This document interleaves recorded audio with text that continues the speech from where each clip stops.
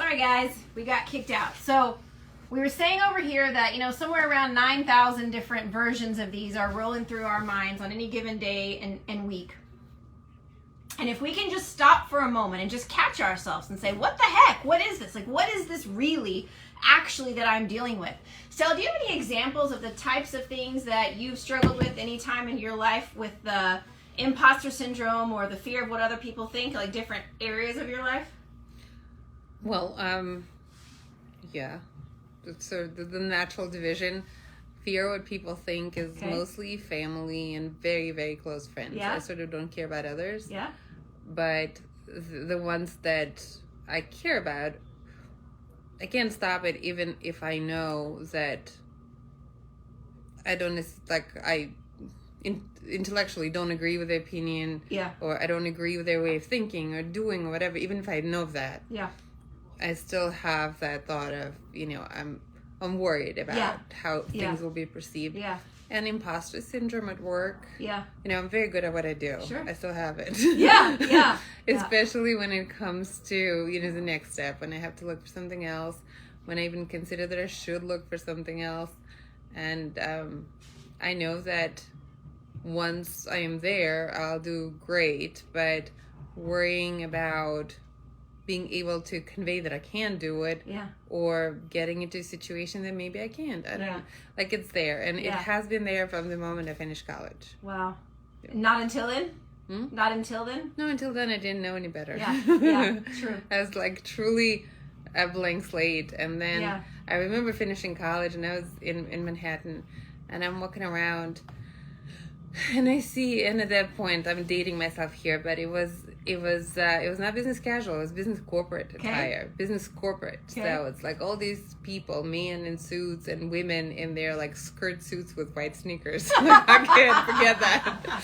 But they're carrying these big bags or like briefcases, and everybody's walking with a purpose, and I always thought they must be so good at what they do. They must be so knowledgeable. And I'm looking at all this from outside, and it's like, oh, I don't know what's gonna happen in my first job. Yeah, we really do. Yeah. We assume that everybody else has it all together, right? Yeah, it's so true.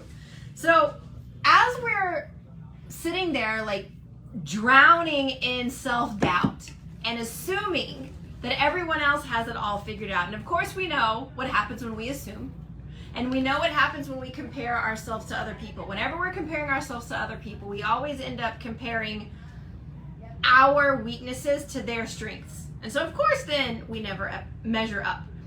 But when we're catching ourselves having these thoughts and drowning in fear and doubt and this comparison game, we have to ask ourselves, is it real? Is there anything I can do about it? Can I change it? And if I can't change it, am I willing, and what can I do to change my perception of the situation? And I think the most important question that we have to ask ourselves is, can I let go? Am I willing and ready to let go of this death grip that I have and this paralyzing fear based on what other people think of me? Now remember, when you change the way you look at things, the way that you look at things change, okay? That everything around you is going to change when you simply change your perception. So what this means is that we got to start shedding and getting rid of and getting clear and cleaning all of these toxic, ridiculous beliefs around us. Now, we always want to start with the end in mind. So if I know that I'm not able to live in my full truth because I'm being clouded by these opinions or my perception of these opinions or my fear of what other people think. So I want to start with the end in mind. We want to work backward to our end goal. Here are a few important things that we can always ask ourselves to gain perspective. Okay? First of all, in a year from now, is this thing gonna matter? And fast forward way beyond that, like let's go to the very end. Okay? When you get to your last day on this earth and you look around, let's say you have the opportunity to look around at the people that you love the most. Are you going to care about what the comments on social media said? Of course not. Are you going to care about what your haters or your critics said? Of course not. Are you going to care about all the dumb trends in Hollywood? Of course not. Are we going to care about that never-ending task list or the inbox that keeps stacking up that we can never keep up with? Of course not. Okay? When you get to your last day on earth, and heck, forget about looking around you at the people you love most, look in the mirror. So when we get to our last day on earth and we are able to stop and just do a self-reckoning, okay? Or when we're able to finally look face to face with our Creator, you know what? He's not going to ask us how you measured up to your neighbor. He's going to ask how we measured up to our own potential and our own purpose. And everything else is a distraction. It's a puppet show. It's a test. Now, I can tell you from my own personal experience, so far in my own life, I have completely reinvented myself 4 times so far. I've shared this with some of you. First time happened when I was 25, and I left corporate America to start my own business. The second time happened when I left that business, got divorced, moved across the country, changed religions, and then got remarried all in a matter of 3 years. So that was a complete metamorphosis in a 3-year time frame. A few years after that, I went from basically a sad diet, like standard American diet, like Texas diet, as unhealthy as you can get, like bacon wrapped shrimp, pepperoni pizza, cheeseburgers. I mean, anything and everything you can imagine. Nothing fresh. I think I was at least 35 before I actually learned and understood the power of fresh food, like fresh vegetables and fresh fruits. I mean, the only fresh fruit I ever ate was like a red delicious apple, literally, nothing else. Okay, so when I went from having everything canned, processed, bagged, fast food, living on just that kind of a diet, then I went to kosher meat and cheese only, and then I went to a completely vegan lifestyle within a matter of 2 years. All that changed in about a 2-year time frame. And I've lived that way on completely plant-based foods for the past 8 years. So it's been 8 years ago that I went through that transformation. And then the last one, the most recent one, is when I transformed myself from a life of doing what I want, when I want, as a very comfortable business owner with a very comfortable life, to being completely bittul, nullified, to Hashem, to a Rebbe, and measuring my life every day to whether I'm doing what's best for the ultimate mission of redemption, whether or not that means that I'm literally fighting for our own survival and the survival of our mission on any given day. Okay, now, it's not that any one of those evolutions are particularly special or mind-blowing, but they each took every ounce of strength that I had, strength, focus, and discipline. It drained everything from me to stay focused on where I was headed in each one of those evolutions. Okay, and they were each an important step on my journey of self-discovery and truly discovering the secrets of what makes the world tick, the things that really matter, and my divine destiny to serve my master in the best way possible. Not because I was living from what other people are going to think about me, or what my Instagram feed is going to say, or what my dad is going to say. But I can tell you that still to this day, if I'm not really focused, I will slip back into those fears, and I will all of a sudden open my eyes and be like, what am I doing? I'm again paralyzed by what I think, because by what other people think, because each time you create a new version of you, no matter what, we always become comfortable. When you do something uncomfortable over and over and over again enough times, it becomes comfortable. It becomes second nature. So the point is that we're never done. We're never finished. There is no such thing as staying the same. We're either moving forward or we're moving backward. We're growing or we're dying. And so for us to constantly be growing, we have to be pushing ourselves out of the nest. No one else is going to do it for us at this age. Okay? So we have to have enough self-love and enough tough love to mother ourselves to say, hey, it's worth it for you to push past this comfort zone of how everyone else around you thinks, how everyone else around you lives. What is the social norm of that group? And can you survive being an outlier? And we just have to remember that, you know, I heard a guy say, if broke is normal, I want to be weird. Okay? So if being miserable or being mediocre is normal, we want to be weird. If living completely beneath your potential is normal, we want to be weird. So, Stella, what would you say are one or two things that you think keep us tripped up, keep us stuck, living in this nonsense fear of what other people think? Why do you think it's so powerful? Well, there is strength in the numbers. Yep. I think. Yep. There is strength in the intensity of connection. Mm-hmm. Well, for me. Mm-hmm. And I don't care for the most part about the people that I don't care about. I mean, they could say whatever. Yeah. But the ones that you're really close with and the ones that really have a place in your life, yeah, it matters. Yeah. I mean, there's fear of loss of that connection. Mm-hmm. And, you know, that's a big one. Yeah. I also think it's social norms. Mm-hmm. It's the society, mm-hmm. and we want to fit in, and a lot of us worry about our livelihood. Mm-hmm. And nowadays, especially with social media, your way of life is impacting your livelihood. Mm-hmm. Mm-hmm. So that's also a big one. Not it didn't used to be, but with the cancel culture, is sort of with cancel culture, people. It's hard to be weird. Yeah, you know. Yeah, and it's hard to be genuine. Yeah. It's hard to be yourself. It's hard to be bold because you're afraid that if you're gonna live out loud, if you're gonna live boldly or fearlessly, you're a target.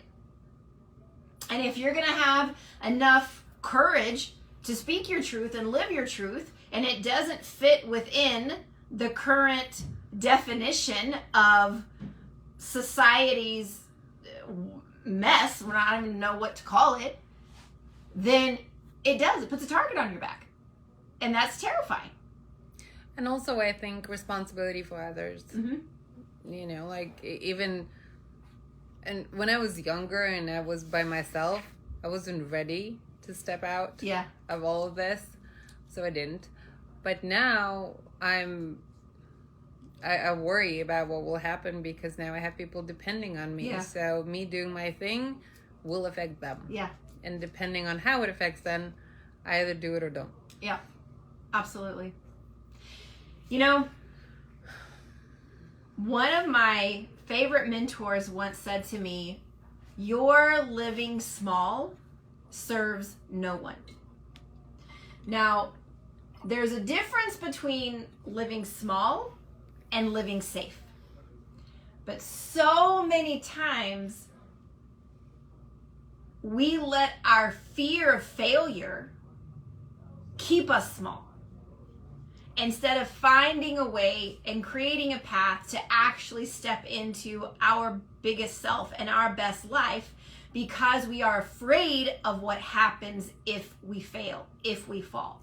And that fear of failure is just as debilitating as the fear of what other people think, because the two are so closely interconnected, right?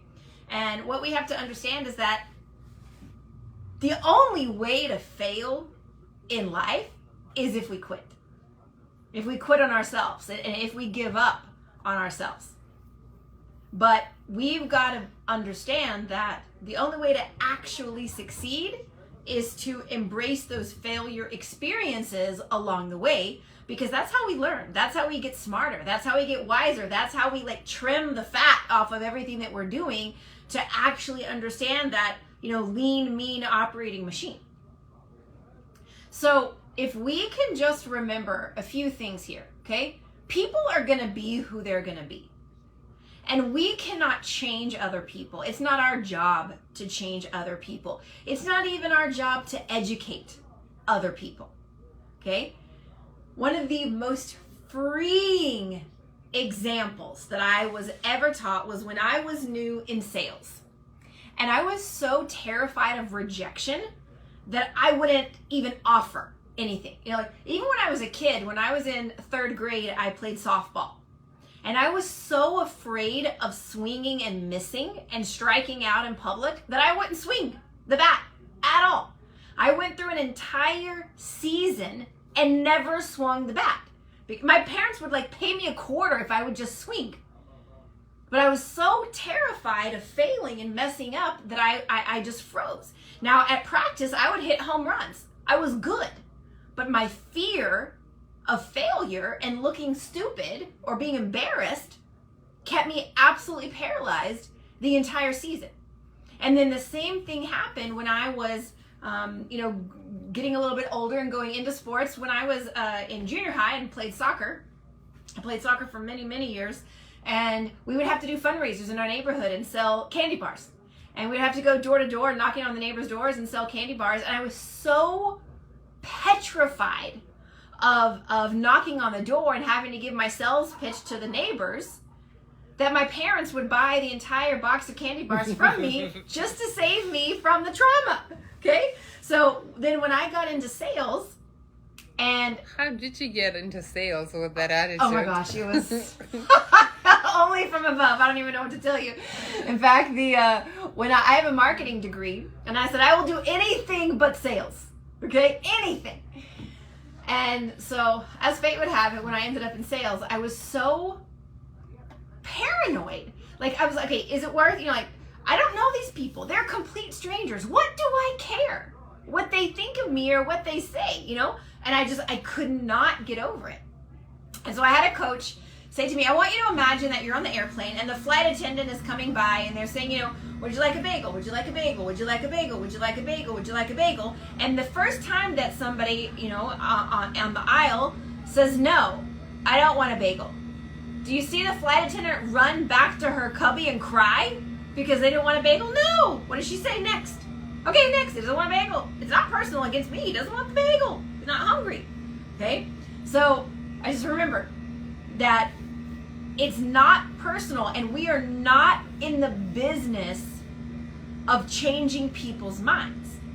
We are in the business of finding people who want change and finding people who align with our goals and vision of how we want to live our life and who we aspire to be and who we aspire to become.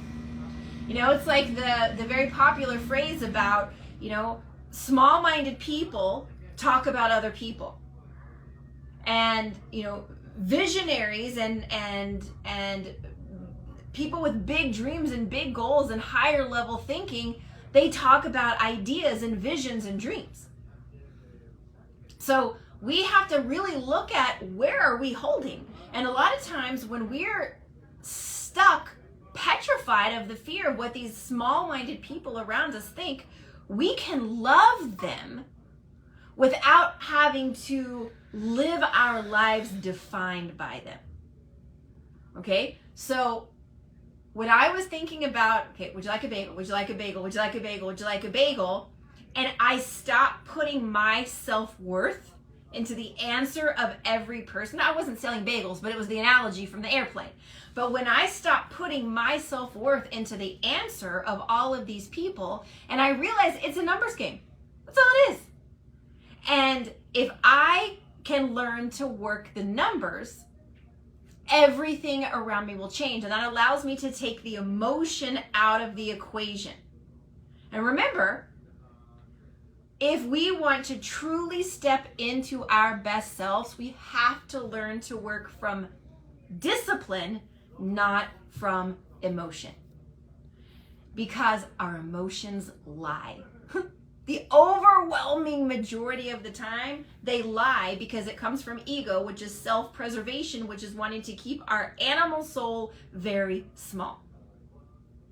So in order to operate from discipline, it means that I do it even when I don't want to, until the want to comes back. And when you do the work, regardless of how you feel, your feelings always catch up. It's like that, you know, the analogy and the image of a person that is doing the what do you call the jump with the pole, the vault? What is it called? I'm drawing a blank here. Vault jump, vault something or other. Pole vaulting. There we go. Found it. Pole vaulting. Okay. So when a person does a pole vault, and then what do? So they're throwing themselves up over the bar, and then their body follows, right? So when you throw your heart over the bar, your body will follow. But what you have to throw first is your head. Okay? You put your head first and your body follows. And this is what we learn in Tanya, is that the Alter Rebbe teaches us that we should all have been four-legged creatures. The only difference between humans and all of the other four-legged creatures is that our mind is above our heart. Moach Shalit Halev, our mind controls the heart. And if we are letting ourselves and allowing ourselves to be controlled by our emotion, then we are just living at the most basal, small, lowest common denominator that's just existing and surviving. It's certainly not thriving. Any questions? So what are some practical things that we could do from this point forward? Stella, what would you say? When we catch ourselves in this state, what do we do? I'm not there yet. Okay, few things. I mean, intellectually, everything you're saying I've heard before. Yep. And, you know, after like a particularly difficult conversation that like completely ruined my day, I was like, oh yeah, I shouldn't. Absolutely. But no, I'm not there yet. Well, most of us aren't. Again, it's not a microwave solution, right? But if we can remember a couple things. First of all, flick of the wrist. It's a puppet show. Just remember, everything around me is a puppet show. And if I can just remember that this is all just tricks and gimmicks, and I am literally living in a video game, I don't have to get sucked down into that level. And so just with a flick of a wrist. And then the other practical thing that we can keep in mind is, that's an interesting point of view. That's an interesting point of view. That's an interesting point of view. And just because someone says it to us doesn't mean that we have to absorb it as truth. Okay? So, our homework for this week, we always have to have homework. Our homework for this week, should we choose to accept it, is to continue to lean into our awareness. You know, we've been doing that for the last several weeks, is just watching to see if we can go through the day with the observer effect and see, where do we get sucked in? Where do we get knocked off center? How long does it take us to come back to our senses, to come back to the middle, to our awareness? And how quickly can we go, that's an interesting point of view, and move on with our day versus being completely sucked in and letting the clouds roll in and getting us sucked into the darkness? And how much time do we have to lose in that darkness before we realize that a flick of the wrist can immediately get rid of all the clouds and bring back the sunshine? But like, if you apply that to everything, like, wouldn't that make you like arrogant in a way? You might not necessarily have a full view of reality as it actually does exist, like in certain aspects. I don't think so. I don't think it would make you arrogant. I think it would make you very humble. How so? Because we're understanding it has nothing to do with me. That this is literally, like, I'll give you an example, okay? In Tehillim, there was a time when David HaMelech, King David, one of his enemies came and spat in his face. And his general pulled out his sword and was about to kill the guy. And David HaMelech said, don't do it. This is from Hashem. I needed to be spat in the face. So because he was able to have that instant awareness that it had nothing to do with him, it's from Shemayim, it's from heaven, and there's something here that I need to learn and go through, I don't have to give away my power. and get sucked into the darkness. Yeah, I guess, yes. But I'm thinking more of, let's just say, imposter syndrome. Okay. And, you know, if you say, well, you know, that's just my perception, that's not necessarily true. What if it is? What if you're really not as good as you think? Well, then that's not imposter syndrome. That's just weakness. Yeah, but that's what I'm saying. So, well, there's two things. So what we're talking about here is not denial. Right. Okay? We're definitely not talking about denial, because there are many, many times when we do need to grow. And that's what these failure experiences teach us. Okay? But I can learn from the failure, but it's not measuring my worth. It might be taking a snapshot of the skills I had in that moment, or the level of awareness and mindset that I had in that moment. But if I can separate the two, that's where the putting the daylight comes in, right? So if I can just allow a little bit of daylight between whatever's happening around me and my identity and my sense of self-worth, then I don't have to become the victim or the martyr of all of this misery simply because I need to learn this lesson to become stronger and better. Make sense? So I don't think it's arrogance at all. I think it's a matter of if we can be strong enough to do honest reflection at the end of each day. You know, most of the time we're not able to learn from the situation in the heat of the moment. We have to get through it. We have to get through the storm, get our pulse back, feel safe again. And once our safety and our feeling of safety has been restored, then we can have enough perspective to look back and analyze and make whatever adjustments necessary. But that also comes with an element of maturity and wisdom to say, can I learn from this? Yeah, it was painful. And yeah, I need to lick my wounds for a minute.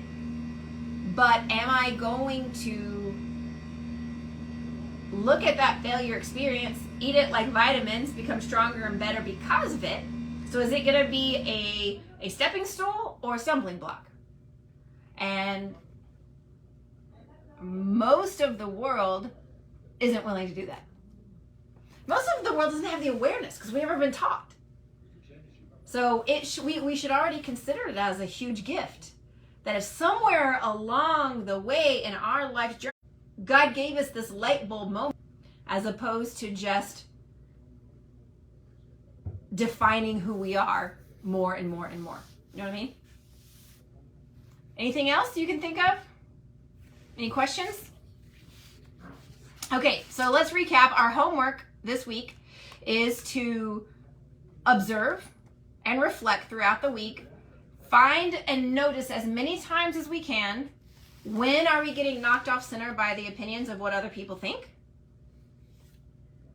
The fear of what we think other people think, and what type of practical steps and tools can we use, whether it's just regaining our clarity or the flick of the wrist, or that's an interesting opinion, that's an interesting point of view, and just notice how can I will myself through gratitude and perspective of the bigger picture that doesn't have to be my truth. And that little tiny shift is such a powerful, powerful way to live. And that's when we are stepping into our own personal geula moment by moment by moment. And remember, every time we do that, we claim our own personal geula. It's building our geula muscles that affects the collective geula. I love y'all. Have a great week.